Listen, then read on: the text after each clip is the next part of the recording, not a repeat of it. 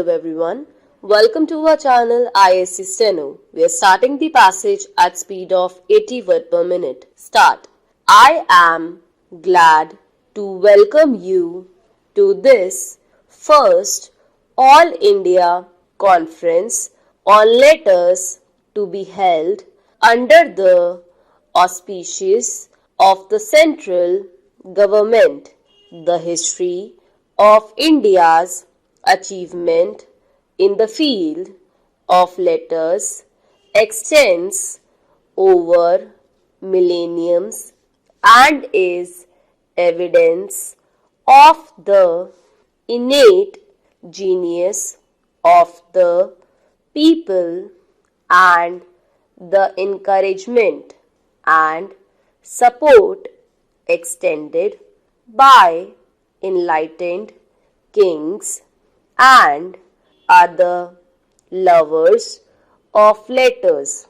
These great traditions still remain, but for reasons which are well known. The patronage which in the past was extended to literature by the state has been absent ever since India lost her independence. Now that India is free, it is imperative that we try to make up for the lost ground and create conditions in which our languages can develop their innate potentialities and contribute to the heritage of the world. I may briefly refer to the proposal which was put forward over 5 years ago by the Asiatic Society of Bengal for the establishment of a national cultural trust. This was to be charged with the task of stimulating and promoting the culture of the country in all its aspects. The society proposed that the trust should function as an autonomous body and consist of 3 academies: an academy of letters to deal with the Indian languages, literature, philosophy and history, an academy of art and architecture, and an academy of dance, drama and music. Was intended that these academies should aim at maintaining and improving the standards of achievement of all these fields of culture, since literature and culture can flower best in an atmosphere free from the restrictive influences of officialdom. It was proper for the Isc Society to recommend that the trust should be an independent body, predominantly non-official of its composition, and operate through its own agencies in order to give greater freedom to the trust and made to independently of annual grants from the central or provincial governments.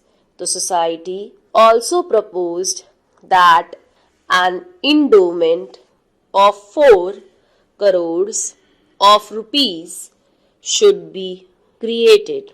The proposals were referred to the Central Advisory Board of Education, which asked one of its committees to examine them. Accordingly, it was recommended that the central government should contribute half the amount while the provincial governments and the Indian states should contribute the balance. You are all aware that ever since the attainment of independence, the country has been passing through a period of difficulty. As you know, the financial difficulties still continue, and this is not certain when the government will be in a position to carry out its program in respect of the trust. Nevertheless, a beginning has been made, and an All India Conference on Art was held at Calcutta in August 1949, as a result of which an advisory body on art was set up. We have decided to hold the conferences on letters and on dance, drama and music during the current year, so that the advisory bodies for these subjects may also be set up without further delay. In the pursuance of this decision that we have met today, and I am hopeful that your deliberation will help us the attainment of our objectives. I am glad to find this array of non-official talent in this assembly, the more so as the importance of non-official initiative in the fields of culture cannot be overemphasized.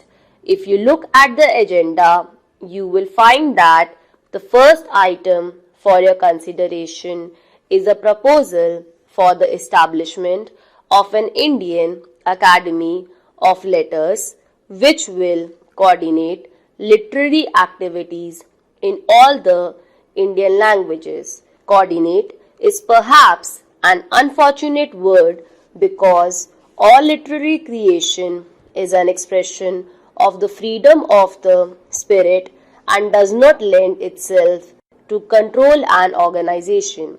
What, however, an academy can do is to consider ways and means for the preparation and maintenance of an overall survey of literature in all the Indian languages, so that through greater knowledge of one another's efforts, literary men and women in all the languages can be spurred to greater activity and help in the creation of a literature which is comparable to that of the advanced languages of the world.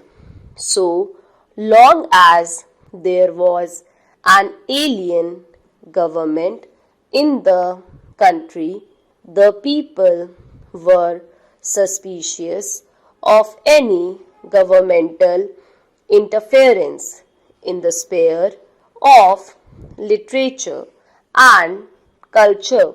This was natural, for the people feared that such interference would have political implications.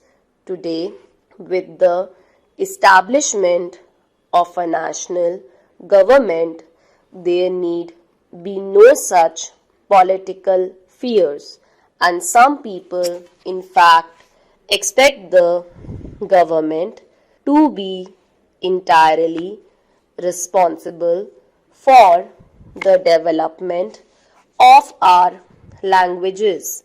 I would, however, like to state that even a national government cannot and should not be expected to develop literature and culture through official orders. The government should certainly help both the material assistance and by creating an atmosphere which is congenial to cultural activities. But the main work of the development of literature and culture must be the responsibility of individuals endowed with talent and genius. Stop.